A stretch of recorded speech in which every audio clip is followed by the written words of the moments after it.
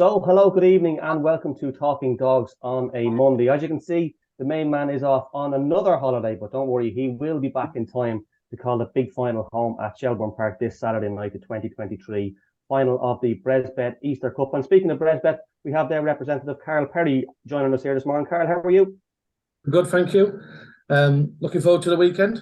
Yeah, going to be a cracking weekend. And we also have Alan Troy from Clare FM. He does a Greyhound report there every week. Alan, we've been keeping abreast of all things Kirby. We will be getting onto that in a couple of moments, but I'm sure you've been interested in the Easter Cup of Shelbourne Park too. Indeed, yeah. Okay, we've got plenty to get through, lads, but we will start with the Easter Cup at Shelbourne Park. The BresBet sponsors Easter Cup. Carl, just before we kick into the action, did you see any market moves prior to the semi-finals? Yeah, we did. We saw big money for a big price one. A disco pants was Saturday morning, was very popular, people thinking overpriced. And then the second one was the obvious one. We was a bit of a standout on Swords Rex at 6-1. We saw a bit of small interest, but the bigger money were for the outsider, and it became the biggest liability in the book, to be fair, before the heats on Saturday. Disco pants, well, there you go. So money in the bag for BresBet there already. We will start with the first semi-final. Carl, Swords Rex, you said you did go a little bit bigger on him. He had been slightly disappointed, I suppose, in 2 runs from the inside boxes, but he broke well there on Saturday night. And I don't know how he got around in front, because heading into the bend, definitely going to lead with the inside line, but he ran some bend to go around into the back straight in front. Yeah, that was the race there and then, Barry. I was the same. Majiko going up with him. I thought, yeah, he's gonna push him aside, and this will be him gone. But that's the dog. Once when he gets in front like that and gets loose, he is a proper machine. But yeah. I think the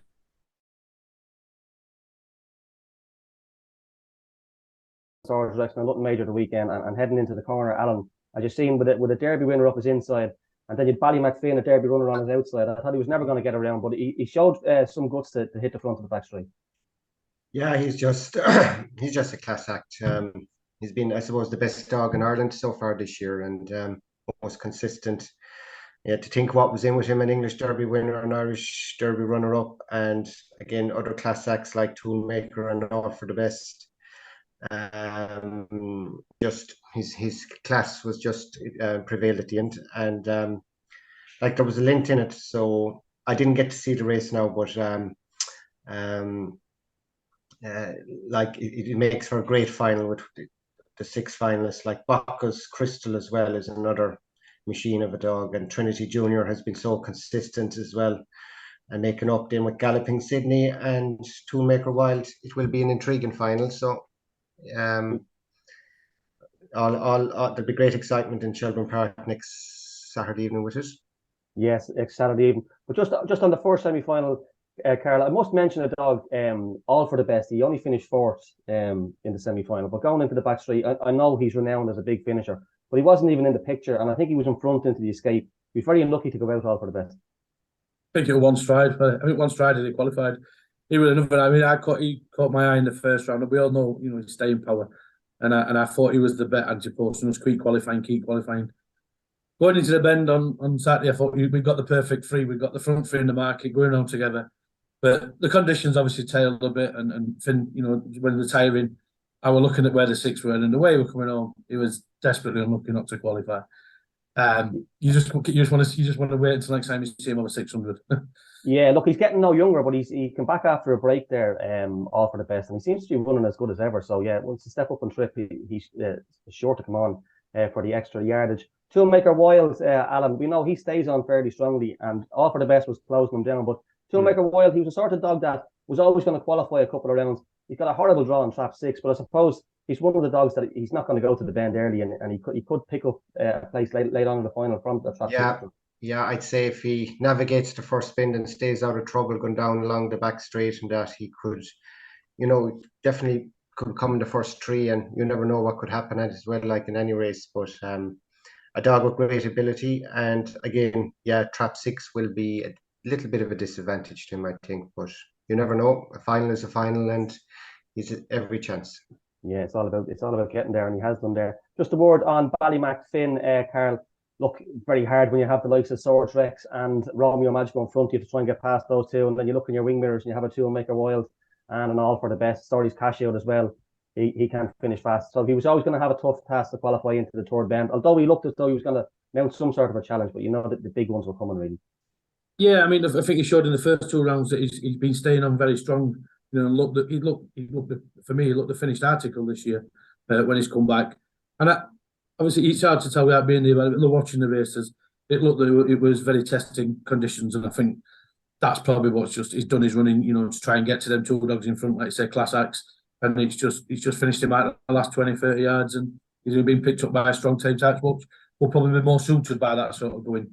You know, exactly. the strong finishing types will probably favour the -50s and 60s, as it were, than the pacey types. Well, that's a good point. I was over there on Friday night, and towards the end of the night, the track was very, very heavy on the inside, especially. And I think there was 11 races there on Friday night. There was a dog called Ballymac Shark won one of the earlier races from Trap 2, but he was long odds on to do so. He led clearly down the back straight and only just hung on, in fairness. And he was the only winner to win from the inside boxes. All the rest of them were 4, 5, and 6 there on Friday night. So I think one of the races towards the end, it was marked as maybe 50 or 60 slow, but you couldn't give it a second slow. It was really, really heavy. And I'm not too far from the track here in Swords, I'm maybe about 25 minutes, a half an hour away, and it rained heavy most of the day Saturday. Now we got a good bit of drying from maybe between 3 and 6, but it was certainly testing conditions. And you see the likes of those dogs doing 30-20 and Swords Rex hitting the front doing 30-40. It just shows you how heavy it was. Going on to the second semi-final, Alan, a bit of trouble in this, unfortunately, for Stream of Sydney. I did reach out to Emma Buckley yesterday. She said she is okay. She's on all fours, very, very sore, but they're bringing her for an X-ray this morning, and they'll know more then. So fingers crossed for Stream of Sydney. Alan, she had a great position going into the bend, but it just got a bit too tight, and unfortunately she ended up on the floor. Yeah, and she has been very impressive now, seeing her running Limerick in the past, and she's owned by Clareman, Austin Whelan from Doolin up in North Clare, and so we've been keeping an eye on her down here, and it was great to see her progress and what she's done in Shelbourne in her few races. She's really showcased that she's a really smart lady, and again, she was very unfortunate, and thankfully, as you said there, thankfully she seems to be okay. We wish the Buckleys all the best with that X-ray this morning. Hopefully we will see her again on the track. Captain Garfield as well, he got up and he finished for Kenneth Bustlead. He's been a really progressive son of Droopy Sydney recently. He's been winning and climbing through the grades. I think he's got a great record. I think he made 10 wins from 20 starts. But on to the winner, Carl Bocco's Crystal. Well supported. She had a perfect draw, and it was a draw that won of the race in the end. Yeah, we had a bit of a result with the anti-post market, but on the semi-final market, this was the best bet dog of the day throughout. This would have won what we sort of the money come for constantly come. So she was the biggest loser on the night for us in the heats. But when you mentioned draws, I was looking at the card. She's 8 runs in Shelbourne in Trap 1, 6 wins in a second. She just loves red. She's a strong, strong running bitch, but there's something about the one just brings her alight, and the way she runs the bend, the sectionals improve. She loves the rails, and that's some record from one. Yeah, it is a cracking record, and she's very, very strong. She won over 525 and as far as 600. A dog I backed at the start of the competition to win was Galloping Sydney. Carl, after the bit of trouble at the first bend, I thought he'd be safely into the final next week, but you have to be a little bit concerned the way he came home. He was tying up from the third bend.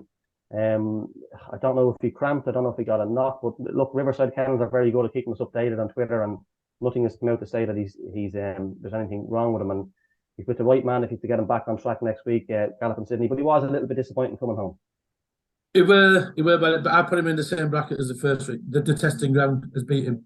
When the previous rounds he's been out, he's been on it, he's got away fast. On a good track, he's shown his class. I just generally think he's another one the ground will have tested him so much more than the others.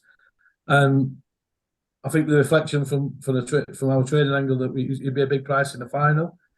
I actually make him the dark horse me in the race. I still think he's a little bit overpriced, and if we get back to normal going, good going on Saturday, then I think this dog's maybe out for a decent one. Yeah, I think he's well done. We'll touch on the final in a second. Alan, a dog you'll know from I think it was the Ledger in Limerick, was Trinity Junior. This dog, I think he'd won 7 of his first 8, and he looked a real early pace type. But he just hasn't come away in any of the rounds of this so far. He's running on in behind, but as Carl was speaking about a dark dog there in the final in Galloping Sydney, if Trinity Junior come back to his earlier form when he was flying from traps and sort of tying up coming home, he just seems to have changed his running style and there's definitely a break in him soon. Oh, definitely, yeah. He's he ran very well in the Ledger, and look, he's in the final, trap 2. Like, I'm just going through the draw there now just to see where, like Carla said, Bacchus loves Bacchus loves trap 1. She has trap 3. So Swords Rex, I suppose, trap 1 will suit him, and with Romeo has 5 and Toolmaker has 6. So, and Galloping Sydney in 4. So Trinity, if he can hit the lids, yeah, he has the potential to do it. He showcased it in the past, and it's going to be an intriguing final. I suppose Swords Rex will start favourite. What do you think, Carla? Yeah, he's by the clear favourite. Alan, we put him in yesterday morning as even money favourite. With Bocco's Crystal second in at 9-4. He is the best dog in the race, on his day, and I think the draw is very important. He's drawn 1, he's I think for me, Crystal were drawn 1. I think she'd been near the favourite on the run last week. But Swords Rex for me is one I'm happy to take on him one a little bit, because his 2 runs previous from 1 of a 550 obviously he's broke a lot better in 4 last week. His record from 1, I was looking in 550 races, he's only had 1 win. He's very impressive when he does it, but in a final of this quality, I'm not sure if he'll get the luxury, pacing to the bend with these. Yeah, it's interesting you say that. He's only won one time from 3 starts over 550. But in fairness, he has won 9 times from track 1 in his career, but they're over different tracks and different trips. That Swords Rex, yeah, look, he deserves to be favourite, but Carl, as you say, his sectionals are a bit chalk and cheese. The first round he done a 3:49, but he was readily outpaced at the bend that night with behind Galloping Sydney, and then in the semi-final, or the quarter-final, sorry, it was 3:67, so nearly a full 3 lengths behind. So yeah, if he's starting in 3:67 from track 1, he's not going to have a chance of winning this. No, he's going to be going to a bend in a bad position. You've got dogs that's going to be coming in. You've got the other pace types such as Galloping Sydney that's going up strong. That's why I make him a chance of slipping around Galloping Sydney in front. I mean, he's my idea of the leader, and on a good track. And if he's shown in the first 2 rounds that he's more than capable of holding it with that class of dogs if he gets the right break. Yeah, I think you're right with Swords Rex. His record for 1's fantastic, over 5.25s. If we're talking a 5.25 race, I think he'd be shorter than evens. I think he'd be able to get, he'd be a 2-zone shot. But for me, it can only based on the form of his 550 sectionals and his drawing 1. And like I say, he's the fastest dog in the race for me, but not the fastest dog always in the race. And I think the draws worked out. He's really mixed it up in the race up a little bit for the value of dogs to come into it. Yeah, look, I wish Swords Rex, obviously owned by people from my local town, Barbara Lowndes and Leonard Lowndes. So I wish them all the best with Swords Rex. He will, no matter what happens this weekend, push his career prize money to over 100,000. He hasn't even hit his 3rd birthday yet. I think in the final, Carl, the only one that could, if they broke level, the only one that could lead Swords Rex up is Galloping Sydney, as we've seen. And we have touched him. Romeo Magico, look, we all know how classy Romeo Magico is, an English Derby winner. His Achilles heel was sometimes his trapping, but the last 2 times, Carl, Romeo Magico, he's come out really well, and he was I thought he was going to go around in front, but just a little unlucky not to go down in front behind Swords Rex. But his previous run in the quarterfinal, he came away well, and once he hits the ground, he's got some serious early pace. Flat draw 5 is not ideal outside Galloping Sydney, but he's plenty of pace. Yeah, he has. He's plenty of pace. I think he's one of them. If my selection would be Romeo Magico for switch boxes with Galloping Sydney, if we're on the inside of him. He's a dog that I like a lot. Romeo Magico. He's got pure class. He can do it both ways. I think, like you said, we start he's going to the bend. He's half a length in it. He looked like he's going to get round. You could run that race 4 or 5 times. You'll get a different result. Magico would beat Rex, and it's just he is consistent. You can never rule him out as a Derby winner. I just see it as such an hazardous drawing 5. He will be winning across a little bit if he's got to take a flyer or he's got to sit behind and pick some pieces up. I mean, you can't rule him out picking pieces up, but I think in a clean run race, he's probably the worst drawn dog of the race. I mean, the 6 isn't drawn well, you know, he's the same, but I think 5 and 6 are the worst 2 drawn dogs in the race. Yeah, and it's a trend we've seen so often in big finals here in Ireland over the last number of years. 5 and 6 inside seeds getting to the final, and the draw is crucially important. Alan, I'll come to you for a selection. If you were to ask to pick the winner of the BresBet Easter Cup this Saturday night, what way would you be going? Number 1, Swords Rex. Swords Rex, even money. Yeah. For you, Carl, we mentioned Galloping Sydney. I like Galloping Sydney. I think he's got a great draw. What would your selection be? He's going to be my selection. I'm going to stick with him at a big price. I just think that leadability claims is there, clear for me. With Crystal on his inside, I think she'll go in a little bit. I mean, if she was to take a flyer, you know, like she did, you know, like she went up for 1 last week, then, you know, she puts herself bang in the mix. She is, you know, a classy bitch. But for me, I'm working on the draw and leadability to claims, and I'll stick with Sydney. Yeah, I'm on that trade of thought myself. But I'll be rooting for the neighbours with Swords Rex. I think Galloping Sydney, if he could have a great draw. I think if he comes away level, he's the most naturally early paced dogs. But look, we say this so often as well, you can make a case for all 6. Obviously, Swords Rex has the class. Trinity Junior has been running on so well, and look, if he can get back to his trapping, you never know what can happen. Buckler's Crystal, classy on her day, won over 5-5 and 600. She can do it from the front or the back. Galloping Sydney, we've mentioned. Romeo Magical, classy performer, and look, as Ian Fortune always said, in a field of 6 inside seeds, sometimes the best place to be is out in 6. So Toolmaker Wild, you can't rule him out from running on. Alan, what price Graham Holland to win the final? Oh, sure. How many has he? He has 4. It's an incredible 4. achievement. Incredible achievement to get 4 there. So I jested on Twitter the other night, if they were stuck for a jockey on Saturday night, I will be in there, because they're going to need 4 jockeys for the final, and they have plenty of runners down in Limerick as well. So yeah, all hats off to Graham has 4. Is Robert Gleeson has Toolmaker, and Peter Cronin has Toolmaker Wild. So that's look, it's a cracking final. It's going to be live on Racing Post Greyhound TV, sponsored by BresBet this weekend. But Carl sponsors BresBet into the 2nd year now, and you have a bit more news for us about this competition. Yeah, but I'm pleased to announce that we've extended the sponsorship of the Easter Cup for another 2 years, for 2024-2025. That's on back of another great competition this year for us. Last year was a fantastic, you know, introduction for us into sponsoring in Ireland. We got a great competition, you know, won by one of the greatest bitches ever, Susie Sapphire. We've had a great entry this year. It's been a great competition for us. The treatment we received from Shelbourne and everybody in Irish, in NRGB, and the support and the ease of working with people has been fantastic for us as a sponsor. You know, we look forward to Saturday night coming over and enjoying the final and the rest of the racing. But no, it's just a commitment to us that we're still trying as best to support Grand Race as much as we can in England and Ireland, and the partnership with Easter Cup has worked really well. I see it as one of the best competitions in Ireland outside the Derby. I mean, I'd put it in the top 2 or 3. You always seem to think that the Easter Cup is a great introduction for your Derby dogs later in the year. It's the first biggest race of the season. Same for us as a sponsorship. It's our first big sponsorship of the season, and it just fits in really well. And yeah, we're very pleased and proud to commit to another 2 years. Yeah, it is a great competition, as you say, because the Derby usually finishes around September. And then apart from maybe the Night of Stars, back at Shelbourne Park, it's the first really big 550 event, isn't it, of the year? Yeah, that's it. It sits really well in the calendar that way. It sits well in what we're doing with our other sponsorships throughout the year. You know, we've got a nice spread with the stuff to do in England as well.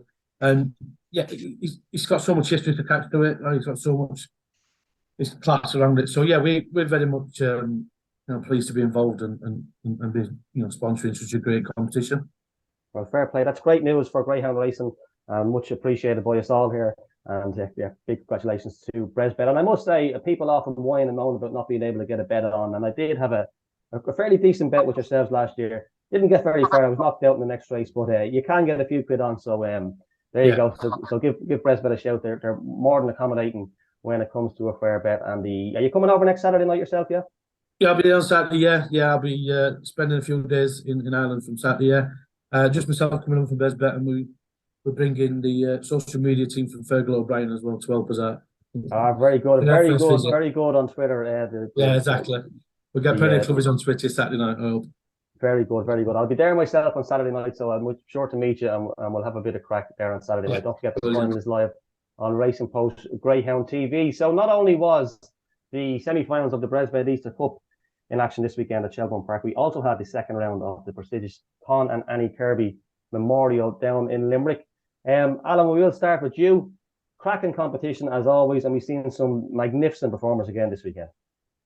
It never disappoints. It's year on year, it's getting better and better, and the way the local people in Limerick have come behind it as well, it's phenomenal. With all the GA clubs, and last Saturday night there was some intriguing racing, and again, who do we start with? But Clonard and his performance and equaling the track record, it was he just showcased that he is going to be a mega star in the future, and his pace going down the back straight. He is early. He's running the back straight and he's finishing strongly. And he was a joy to watch. And again, but it's not all about Clonard. There were some magnificent performances on the night with Sing Along Emer again. I think it was 28:08. Section of 1.27 in Heat 1, and also shout out to Gate Time Hugo. I thought he ran a great second in that race as well, and he's with Graham Holland as well. So that was Heat 1. Just looking at Sing Along's Emer, she commenced her career up north, I think, Derry and Drumbo, and it's great to see her. Yeah, she started off going into Buckley's Kennel and just looking as if she's going to be a real star in the around the circuit for the female brigade going forward. And yeah, well, we seen Sing Along Sally down there a couple of years ago, strutting her stuff, and we all know what she went on to do. She was a classy performer. Yeah, Pat Buckley, that was a double for Pat Buckley. I think he had 4 qualifiers through on the night. He also had Ben Steadley, he will touch on later on, 28:10. Graham Holland's Daytime Hugo was second. I think Graham had 5 runners to go through to the next round, and he also had 3 winners. And my own mate Carl Ramsbottom was a nice dog there back in third, called Sober Glory, who ran on well. He's very, very lightly raced for his age. We lost toolmaker Stan, like Count Creasador, and Music Lightaway there in that heat. But on to heat number 2, and Graham Holland again here, Carl. They're flying. You'd have 1-2 here with Pat Buckley back in third, but Hovex Tommy 28-27 made all. Yeah, he's got some. He seems to have got an excellent. I mean, Graham's always got good dogs, but he seems to have got an excellent team in a minute. He's got young dogs in coming through this competition, and then he's still got the experienced dogs. Where he's got 4 in the final of Easter Cup. He's a fantastic team, and dogs. It must be a joy every morning to be going and working with these dogs. But yeah, Hovex Tommy, I think he's English owned by some lads, and he's done them very proud, and put up a really fast run and shown what he can be done. You get into the depths of the curb, and then you've got a proper dog, and I'm sure they're going to have a lot of fun with Hovex Tommy through the year. Yeah, Alan, what I noticed when looking back at these heats the other night was, I think 6 of the 8 winners were fast away and made all, and one of them actually led at the first bend. He didn't trap in front, but 7 of the 8 winners were all out in front. Like, that's obviously going to be a huge thing going forward, whatever gets to the lead. Massively. Early pace is pivotal. Like Sing Along Emer had 1.27, Hovex Tommy was 1.28, and in Heat 3, Beeper's Lariat 1.35. I think he won it at the bend. He didn't break the best, but he showed us a lot of bravery at the bend. And again, it's great to see young Jack Kennelly progressing as a young man in the game now, training, and to see him get to the quarterfinal of the Con Annie Kirby is great. But Beeper's Lariat is very consistent. 28:43 last week, 28:53 this week, and for him to progress further, he needs to maybe pin it a bit better. But his bravery is getting him there, which is at the bend. But look, they're all young enough to keep on improving. Just back on the second heat, we lost Moratti there. I actually thought he'd go quite well in the competition for Robert Gleeson or Mystery, and Ballymac Pete was also knocked out. The one you were speaking about there, Beeper's Lariat, another son of Droopy's Sydney again. Scaglietti in second place. He was well fancied for Pat Buckley. I thought he'd every chance, Carl. I don't know if you've seen this heat, but Beepers Harrier was a deserving winner. Yeah, I did. I watched the reruns yesterday. Just some great performances, yeah. And he was up there by the way, but yeah, he was very deserving winner. You're right to say everything has led round more or less led round the bend. There's some some great sections, and I mean the track looks like it was running well, but some fantastic times there. So many dogs getting close to 28:10 and 28, and obviously the judo breaking the 28 barrier. That's just awesome sort of flight runs. It's top class competition is every year. Some proper dogs in there for going forward. But what I always like to see about there's a lot of dogs that may have got a dozen races into them, but they seem to come an age in this competition. They've had a good age. I mean, Clonard, yeah, but I was looking at.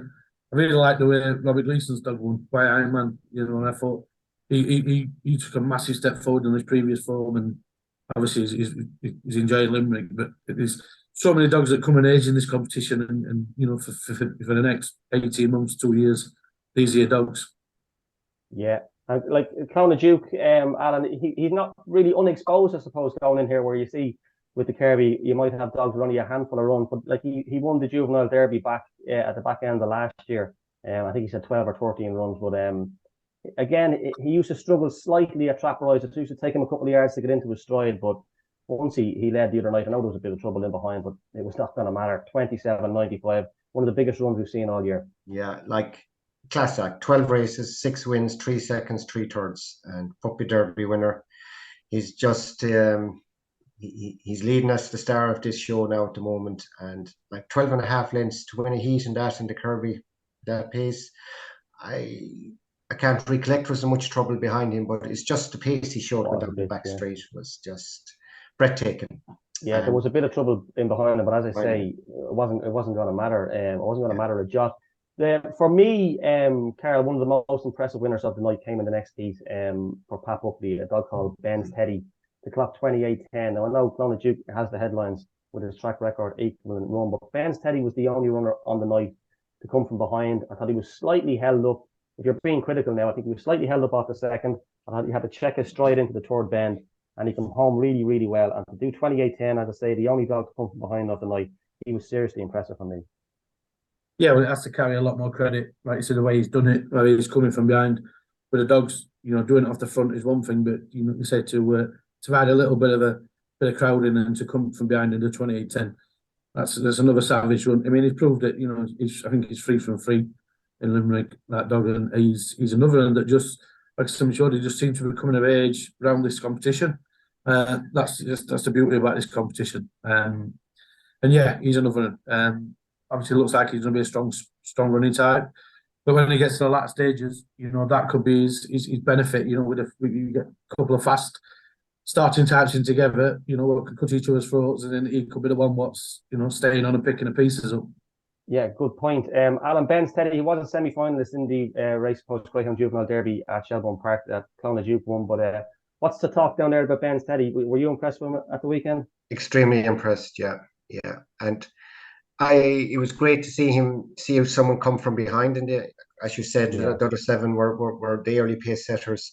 Like his section was 1.34, and last week he did 28:38, I think. So this week 28:10. He's improving with every run, and let's hope. You'll be thinking if he can pin it a bit better and break, he's going to be a massive player in this.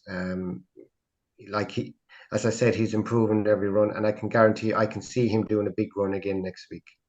Yeah, I like him as well. Carl, you mentioned Boy Man for Robert Gleason, again, another dog who was knocking around maybe A2, A1 grade in Shelbourne Park for a couple of weeks without really kicking on, but since the turn of the year, he's really stepped up his performances and 2 big wins down there. On Saturday night was the career best effort, making on 28:18. Yeah, like I say, that's what I picked up on when I watched the reruns about his forming. I don't want to say average, but it wasn't 2018 run at Limerick. But obviously the switch, the break from February, he's had probably a few looks around Limerick, and he just seems to have took to the place. And he's another that's took a big step forward and looks like he's going the right way. And that's it. some tracks bring, some dogs are light, and he just looks like he's tucked in place. 123 sectional, just fantastic sectional. With them sort of breaks, he's going to be able to keep out the frame. Yeah, I think 123 was near the fastest of the night. The Holland Treble was complete in the next, Alan, by Romeo Hansa. Only a 4-dog affair this week. Did lose the odds-on favourite here for Pat Buckley, Pape Dioro. He made a bit of trouble on a couple of occasions. But Romeo Hansa, 124 section again. You had to be impressed with him. Yeah, he ran 28:07. Big improvement on the previous week where he finished fourth with a 1.30 sectional. Now, it was again a pity that there was only 4 dogs in the race as well, and it begs the question, about reserves and the big classics and that. I think you really should have 6 dogs when you're competing in something like this. That's just my opinion. But you mentioned Papa de Oro. I was there the night he won his trial stake and he set Tongue's wagon at 28:29, and just things didn't just go for him in the race. He was just pipped at the line, but I hadn't pinned him down as a big player in this. But unfortunately he's been eliminated. But Romeo, great early, ran on strongly. Going to be thereabouts as well. Like, I think he could see him improving even further next week. That'd be my opinion. Yeah, and then the final heat was won, Alan, by Burgess Bulger for the Spillans, beat Mr. Incredible. And Right Hope Beach, who was well supported at the start of the event, just not coming away as well as he can, really, isn't he? He's just lost his starting boot, I suppose. No, he's not. But it was great. It's great to see an older trainer progressing as well. With Burgess Bulger. Again, big improvement on the previous week where he clocked 28:71 and now 28:23. Okay, we can argue the track was running maybe a bit fast, but 1.30 of a sectional and 4th career win. Very decent dog, and he ran well. Won the race at the Bind as well. Showed a bit of bravery going into the Bind, similar to the Beeper's Lariat dog type of performance, and then Brendan Matches with Mr. Incredible. Yes. Ran on strongly. I have a feeling this lad could be a dark horse yet. Just, if there's a dark horse in it, there's plenty room for improvement for this dog. And with the man behind him, I say he is going to improve us if he stays in the competition going further. Yeah, he went very close with the machine a couple of years ago. Yeah. So we wish him all the best with Mr. Incredible. Lads, if I have to get one selection off you now to go all the way, I've already picked 2. I got lost one in the first round and I lost one in the second round. So I'll probably keep my mouth shut now for this one. But Alan, if you were going to pick one to win it at this stage, what would it be? Clonadduke, followed closely by Bin's Teddy and YA Man and Mr. Incredible, the dark horse. So there's the first 4 home there by Alan. Good stuff. Carol, can you just give us the winner or even the trio or the first 6? What's your fancy at this stage? Well, for me, I think Single on Gamer, she looks a bitch going places, and I think there's no better than a bitch that's coming forward. And obviously, Pat's proved before, he loves to have a nice bitch. And I think she's a big player. I think she took a huge step forward. I like the Romeo dog and the Ovex Tommy dog. Obvious one is the Clonadduke, but I think there's still a few dogs to come forward for this competition. It's a crack. You can name 10, 12, that have got realistic chances, and that's the beauty about this competition. It's the strength in depth and the improvements in the big runs still to come. And these dogs that's been knocked out, we shall have big futures still. It's not the be and end all for them dogs, but it's such a good quality competition. It takes some winning. But I do like the Single on Game a bit to improve a lot. Yeah, good shout. And unfortunately for Kim Pritchard and Pat Buckley, I'm going to side with Ben's Teddy. So, sorry, guys. Alan, just before we finish up on Limerick, I presume the Sean O'Connor Cup will start this weekend, is it, for dogs that were knocked out in the first and second round? Or I believe so, yeah. I believe so. That's always a great competition too, Yeah, exactly. Dogs that were knocked out in the first and second round will compete in the Sean O'Connor Cup. Before we finish up, lads, we must touch on Lifford last night. Unfortunately, I didn't get there. I sound very posh now, but I had my plane tickets booked. But I didn't realise the airport was still about an hour and a half away from the track, so I had to cancel that. I did manage to catch a few races last night on Racing Push Greyhound TV. Conleven Flash, of course, being the first winner. I know they had a soft sort of a meeting there a couple of weeks ago, a soft launch, but An Even Flash was the first winner of the night. Carl, I'm sure you tuned in to watch Lifford last night. From what I got, I know it was a nice looking evening up there, but the way the track was laid out, the parade ring area, the coats on the dogs, the coats on the handlers, it just looked really professional, really clean, really new. It came across really well on the TV. It did. It looked fantastic. I was so pleased from that. He went so well. It come across so well. One of the things that I noticed yesterday on Twitter, Harry put up a picture of at when they started and when it were, for preparing last night. I saw that, yeah. Yeah, that field with a load of sheep running around and Derelict Stadium. To see that being brought back, it's just a fantastic achievement to Harry and his team and everybody involved. And yeah, they got great support, from everybody. The race goes on, and I think there were a good few people from England that made the trip over as well. Great to see. It's what we need to see. Tracks closing is never what we want. Tracks coming back like Oxford in here and Lifford in Ireland. It can only be good for the game. And yeah, it was great to see. Yeah, really well. Alan, did you tune in yourself last night? I saw one race, Weekend Dreams race, and again it was great to see the quality of a dog competing, of his quality competing on the night as well, and Pat Gilfile making the journey up. And again, it's onwards and upwards now for Lifford. It's a sleeping giant up there in the northwest in relation to employment and social activity, etc. And wishing the team there the very best of luck. And I hope to get up there maybe during the summer for a night. Yeah, I'd hope to get up there myself very shortly. Just other winners on the night. A double for Charles Coyle had a double on the night, so a good night to remember for him. We Can Dream, as Alan touched on, 28.54. I think that's the track record now, is it? I don't know how long it'll last for, but it is the track record.